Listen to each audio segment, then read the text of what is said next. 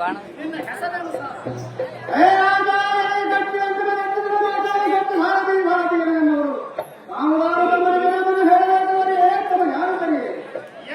ಚತುರ್ಮತಿ ಆದ ಸಾರಥಿಯ ಕೇಳು.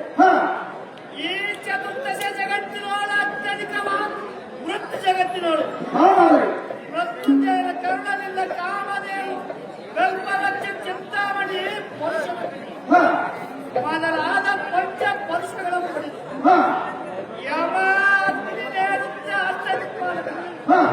ಕಾಲಕಾರಣ ಸಕಲ ಸುಗುಣ ಸೇವೆಗೊಳ್ಳುವ ಅಖಿಲ ಸಂಪತ್ತಿಗೆ ಆಶ್ರಯವಾದ ಈ ಅಮರಾವತಿಯ ಪಟ್ಟಣಕ್ಕೆ ವಜ್ರವೈಡೂರ್ಯ ನೀಲಮಯವಾದ ದಿವ್ಯ ಸಿಂಹಾಸನವಾಗಿರುವ ದೇವಕುಲದ ವೈರಿಗಳಾದ ರೈತರಿಗೋ ಎನ್ನ ಕರೆದೋಡು ಅಲ್ಲ ಕಳಿಸುವ ವಜ್ರಾಯುಧಕ್ಕೆ ಅವುಗಳನ್ನು ಕೊಟ್ಟು ಶ್ರೀ ಜಗದ ವೀರನಾಗಿ ಬೆಳೆಯುವ ಸರ್ಕಾರಪತಿ ದೇವೇಂದ್ರ ಮಹಾರಾಜ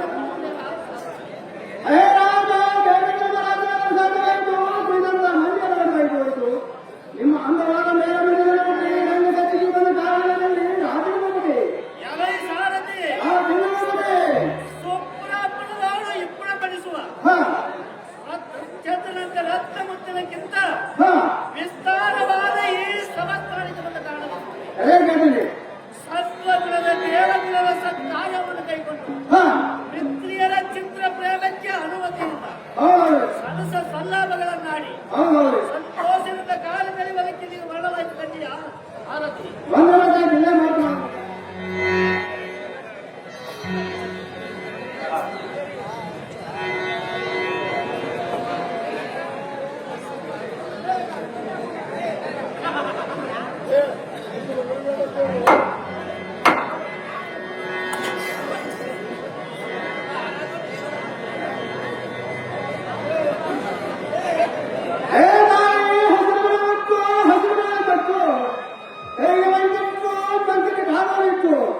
ಇಂಥ ಐಶ್ವರ್ಯದಲ್ಲಿ ರಂಗಮಂದಿರದಲ್ಲಿ ತಾಯಿ ಮರುವಾಗಲಿದ್ದಾಯಿ.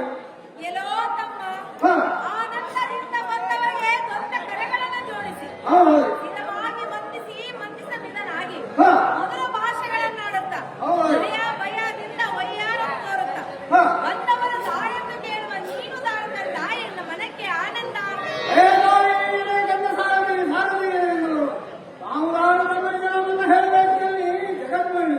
ಅಪ್ಪ ಸಾರಥಿ ಎನ್ನ ಒಪ್ಪಿದ ವಿಧಾನವೇನೆಂದರೆ ಮುಪ್ಪೂರ ಹರಣ ಕರುಣೆಯಿಂದ ಸ್ವರ್ಗ ಪ್ರಜ್ಞ ಪಾತಾಳ ಮೂರು ಲೋಕದ ದೊರೆಯ ನೆನೆಸಿ ನಮ್ಮ ಸರಸ್ವತಿ ಆದಿಶೇಷನಿಗೂ ವರ್ಣಿಸಲಾದ ಸಂಪತ್ತನ್ನು ಪಡೆದು ಅಮರಾವತಿಪುರದ ಅನ್ನ ಸಿಂಹಾಸನದ ಮೇಲೆ ಮನ್ಮಥನಕ್ಕಿಂತ ಉನ್ನತ ರೂಪವನ್ನು ತೋರುವ ದೇವೇಂದ್ರನ ಮೋಹದ ತಾಂಗಿನಿರಲಿ ಪಟ್ಟಧರಿಸಿ ಆದ ಸಚಿ ದೇವಿಯನ್ನು ತಿಳಿಯಪ್ಪ ಕಾಲ ವಿಗುಣಶೀಲ. ನಿಮ್ಮ ಅಂದವಾದ ರಂಗಮಂದಿರದಲ್ಲಿ ಅಪ್ಪ ಸಾರಥಿ ಈ ಸಭಾಮಂದಿರಕ್ಕೆ ಬಂದ ಕಾರಣವೇನೆಂದರೆ ಪಾಪಶಾಸನ ಪಾವನ ತರುವಾಯ ಈ ಭಾಗದೋಳು ಮುಕ್ತವಾಗಿರುವ ಕಾರಣ ನೋಡವಾಯಿತು ಕಾಲ ವಿಗುಣಶೀಲ.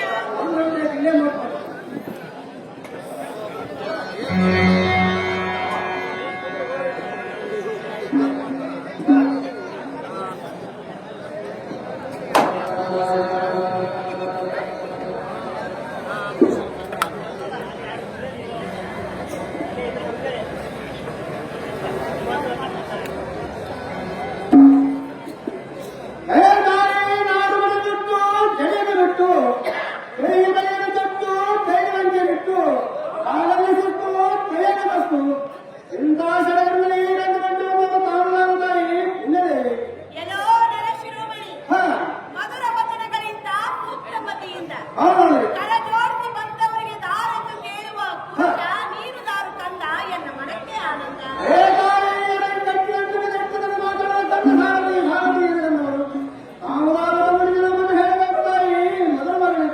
ಅಪ್ಪ ಸುಕುಮಾರನಾದ ಸಾರಥಿ ಎನ್ನ ಉನ್ನತ ನಾಮವೇನೆಂದರೆ ಎನ್ನ ಪರಾಕ್ರಮದಿಂದ ಉನ್ನತ ದೈತ್ಯನ ಸಂಹಾರ ಮಾಡಿ ಸತತ ದೇವತೆಗಳ ಮನ್ನಣೆ ತಕ್ಕೊಂಡು ಚಿನ್ಮಯನ ಕೃಪೆಯಿಂದ ಧನ್ಯನಾಗಿ ಸುರಲೋಕವ ಮಾಡುವ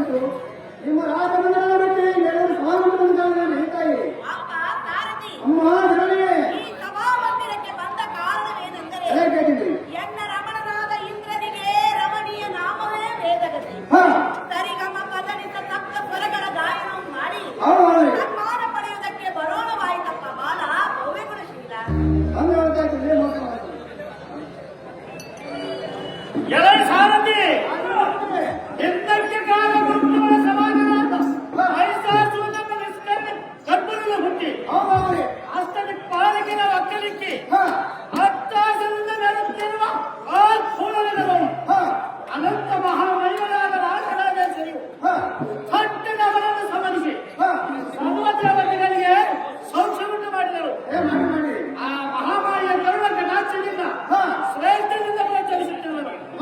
ಆದ ಕಾರಣ ರಾಜ್ಯ ಬೀದಿ ಸೂರ ಬೀದಿ ಚಂದ್ರ ಬೀದಿ ಚತುರ್ಬೀದಿಗಳೆಂಬ ಊರವನ್ನು ಹಿಡಿಸು ಮತ್ತು ದಶಕದ ನಾದಗಳನ್ನು ಜಡಿಸುವಂತ ಮಾತು ಗಂಡೆಯ ಸಾರಥಿ ಪ್ರಾಣವಲ್ಲವ ಕಾಣವಲ್ಲವೇ ನಾನಂತೂ ಹೇಳುತ್ತೇನೆ ಕೇಳುವಂತವರ ಚೆನ್ನಾಗಿ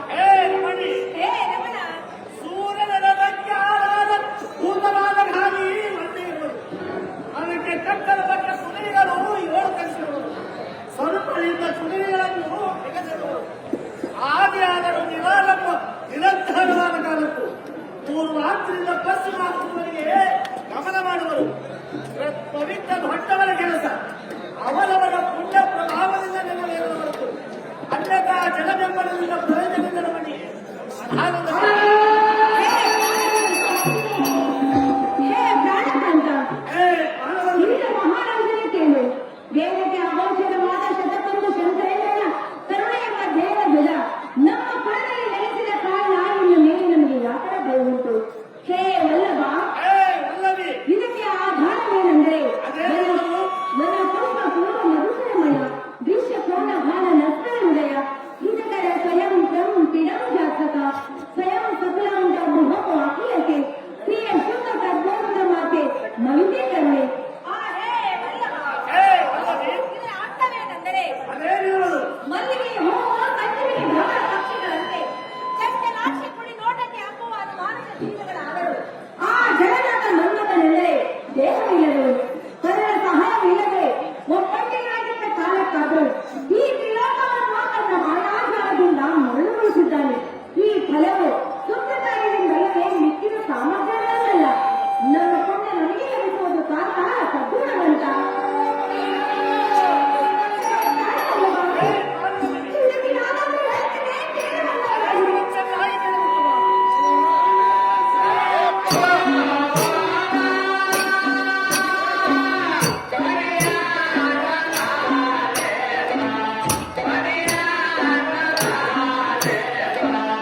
ಆ